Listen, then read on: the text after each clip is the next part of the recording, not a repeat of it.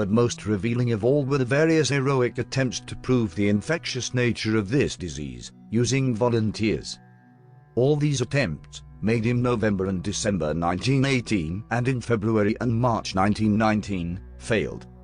One medical team in Boston, working for the United States Public Health Service, tried to infect 100 healthy volunteers between the ages of 18 and 25.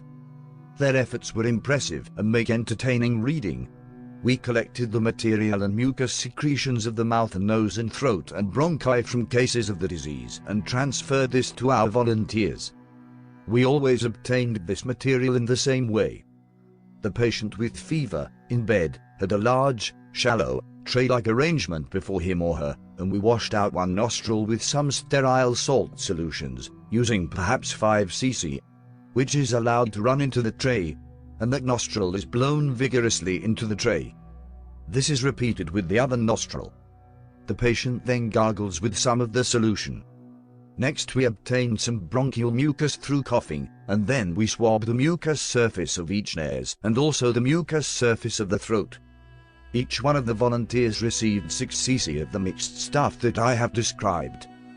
They received it into each nostril, received it in the throat, and on the eye. And when you think that 6 cc in all was used, you will understand that some of it was swallowed.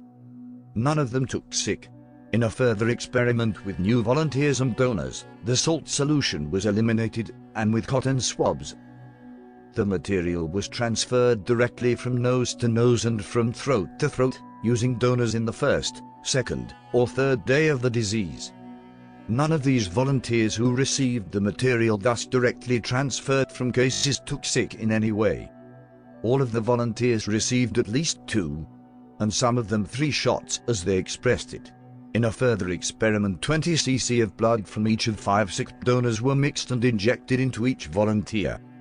None of them took sick in any way. Then we collected a lot of mucus material from the upper respiratory tract and filtered it through mandala filters. This filtrate was injected into 10 volunteers, each one receiving 3.5 cc subcutaneously, and none of these took sick in any way. Then a further attempt was made to transfer the disease in the natural way, using fresh volunteers and donors. The volunteer was led up to the bedside of the patient. He was introduced. He sat down alongside the bed of the patient. They shook hands, and by instructions, he got as close as he conveniently could, and they talked for 5 minutes. At the end of the 5 minutes, the patient breathed out as hard as he could, while the volunteer, muzzle to muzzle in accordance with his instructions, about 2 inches between the two, received this expired breath, and at the same time was breathing in as the patient breathed out. After they had done this for 5 times, the patient coughed directly into the face of the volunteer, face to face, 5 different times.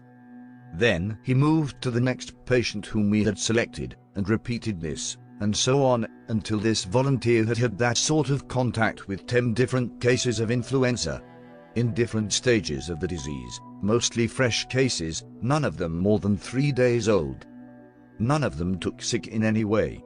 We entered the outbreak with a notion that we knew the cause of the disease, and were quite sure we knew how it was transmitted from person to person. Perhaps, concluded Dr. Milton Rosenau, if we have learned anything, it is that we are not quite sure what we know about the disease.